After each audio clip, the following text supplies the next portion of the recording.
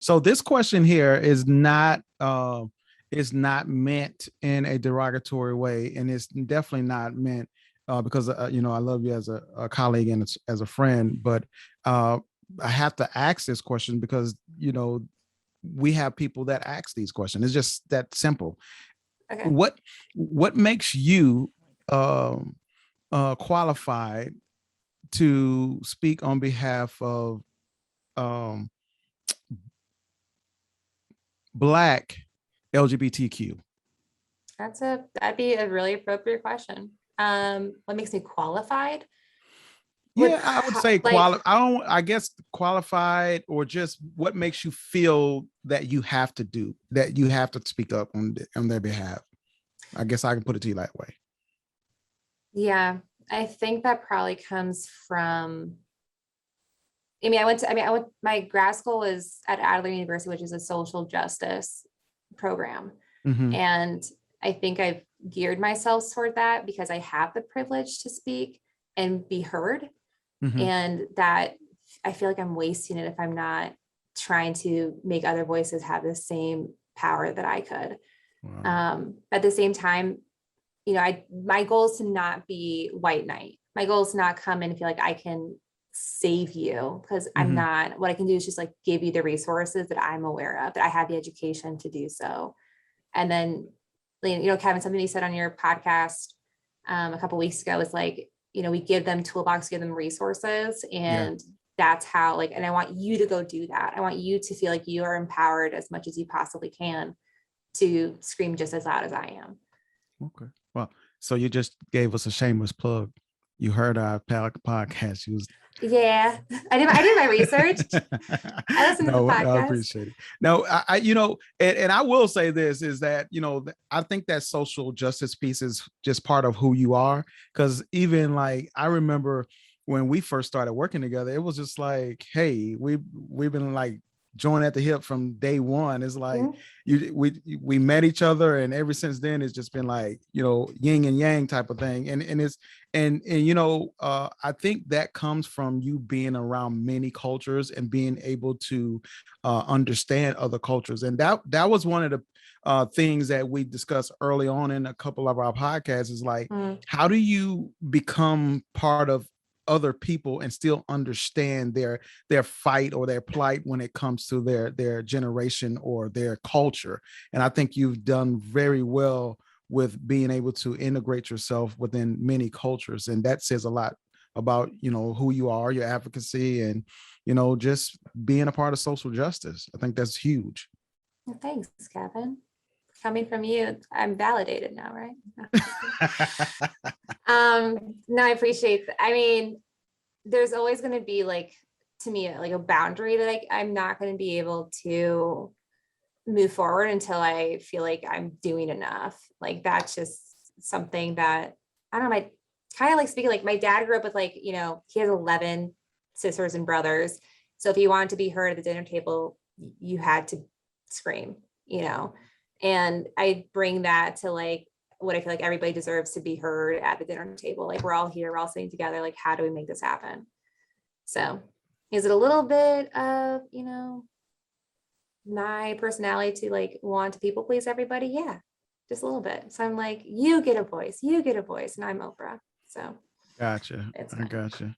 That's But cool. yeah, I You're mean, you're you're a regular comedian too. You know that, right? Just give you you know, get a no, because that's funny you say that, because I can hear Kevin from Mhm. my office laughing with his clients, and I'm like, I feel like you're putting on a show. And like, Really? I'm I'm like, not putting why? on the show. They're so, like, they find you so funny, like, what's going on? And you also uh, can just hear Kevin's laughter from, like, probably miles away too.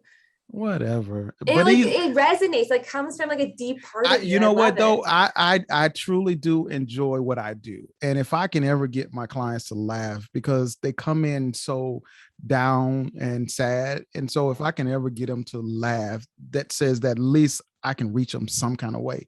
And so that's part of what who I am. A lot of people like to say I'm kind of stoic sometimes, but at the end of the day, I'm about that business. I Mm-hmm, want to help people, and mm-hmm. that's it.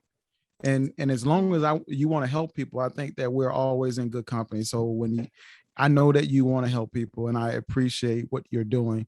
And so, even from a standpoint of your practice and being able to speak to the people that come in that identify in your population, and I hate to say your population, but the population that you're a part of, which is LGBTQ, uh, is it does it seem like it's overwhelming at times to have so many come in for the same issues that they're dealing with the hatred, with the violence, with all the sadness, the depression? Is it just too much sometimes? Well, first, I appreciate you saying that. I appreciate you too. Um, do like overwhelming some days. Some Okay. days it feels like it's never going to change. Mhm. And especially out here in the suburbs, we have a harder fight. Mhm. But also know that other places have it worse too, where it's not even a conversation. And that I think would make me like super sad. At least here, I feel like I can have a conversation, but I commend any therapist who works in those harder population spots or those harder areas and Mhm. still trying to have those conversations. Because I don't know, like, what is like the Rockford conversation about this? Like, And is that is a great question. That because at the end of the day, it's not even a conversation to some people. okay. The population in Rockford is like pretty much either you don't talk about it, or it's not accepted, or it's accepted maybe in a small part of the city, but it's not one of those things that is accepted widely throughout the Rockford area, to be honest with you. Well, can I go like even further? Like, was it ever a conversation in like your house growing up? Well, to mine is absolutely not. It was never a conversation in my house. It wasn't even a thought in my house. Mm-hmm. Like I said, I was raised my grandparents in Louisiana, so you know, you couldn't even. I don't even think I could even wrote that on a piece of paper, more or less said something about something like that. Mm-hmm. They just that, but they were older in their age as well. So of course, they grew up in the 30s and in the 20s, so they didn't that wasn't part of their world. And if you like were to bring that in, it would have not been Oh no, oh like it no. would, If yeah. I would have came and told my grandfather or my grandmother that I was bisexual or I was gay, Mm, uh I wouldn't have been accepted. No. just like kicked out or something. Yeah, ostracized, kicked out, um just wouldn't be in a part of the family. And that's Mm-hmm. that's just real talk. I mean, and it's not something and I don't even look at it as bad either. I look at it as what Jalil said earlier, uneducated. And I have to also look at the fact that, my grandmother had a fifth grade education and my granddad didn't even have an education. He didn't even go to the first grade. So I can kind of empathize with that because they just don't know. They Yeah. just wouldn't, and they're not educated on academic stuff. So why would I think they were educated on something when it comes to gender? Absolutely Mm-hmm. not. So looking back on that, I couldn't blame that. But if they grew up in this era, that'd have been something different. Mm-hmm. Well, I mean, growing up in this era, like Jaleel, like what have you seen, or was that something like a conversation even in your house? No, not at all. No. And like Kevin said, I don't think my family like kicked me out or nothing, but I don't know if they would be open to the idea of that just from the stuff that I heard from them. Not to put Mm, anybody out there like that, but that's just what it is. Mhm. So, no. but you, like Kevin said, you can't really be mad at the grandparents because just like racism as well, it's like, they grew up in a different time. So Mm, a lot of people I know, a lot of my peers, they'll talk about their grandparents possibly being racist or saying prejudiced things. And it's like, you don't really blame them for that because the era that they grew up in, it was segregated, it was divided. mm, So it's like, okay, you don't hold it against them. It's just like, okay, kind of, it just is what it is. Even though you know it's wrong, you're not going to change their ways. Yeah. yeah, because that would be like more energy than worth Yeah. Yeah. or Yeah. something like that. Yeah. And And it's I a good. think, go ahead. I'm sorry. You go, Kev. No, I was going to say, and I think that's where we have to be when it comes to some of the older generation. When I say older, I'm talking about 60 plus. Is that you have to be able to understand the plight in which they kind of grew up in. You got to understand, what the dynamics was at that point. I mean, we think crime was bad. Now when it comes to gay and LGBTQ, you can't imagine. Can you imagine them coming out at that time? I mean, that was like hell. Mhm.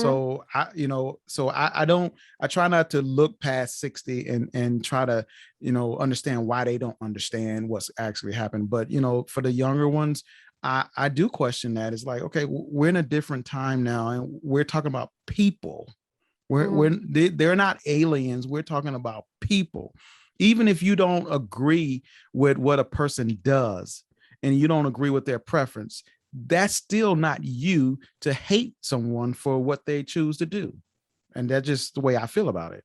No, and I think that's a great feeling. And I'd love for you to spread that feeling with everyone. Because something that I was like thinking about too is like, the comments made, right? The comments that like our friends or family say like flippantly, like, just whatever, like, oh, that's, so fucking gay or whatever it is, right?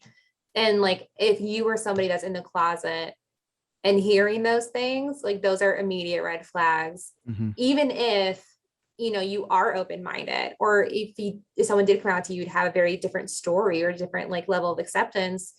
It's those comments that are, as said as like, kind of offhandedly, but mean a lot to somebody who is waiting for safety, is waiting for somebody to, is waiting for a place to be able to come out. And that's why so many, especially like in my high school experience, like everybody graduated high school and came out. Like it Wow. wasn't safe to do it or didn't feel safe. We did have, one or two or three that felt comfortable coming out. They definitely got some level of bullying for sure. Mhm. And it wasn't safe until you left and went to college. College is, it's a much more accepting, like, just exploration stage. Like you're allowed to Mhm. like kind of, explore different areas of yourself. Um, and I felt like that was a real, a real turning point for me, because I had the belief like, oh, we're pretty accepting school. Like we have different populations. Like it's really cool. Mostly white. Don't get me fucking wrong. It's the suburbs. So like there's mostly white, but I always felt like it was open and Mhm. accepting. And then hearing my peers' testimony saying like, nope, like Mhm. absolutely not. Right. And it was the comments made either, so like, those microaggressions or macroaggressions, right? Mhm. Like different, we have a huge Latinx population in Cary, and that was something that, people, because they're hearing their parents, or because the way that you're growing up, like you just say things because you heard them, and or you had some level of like racism to you.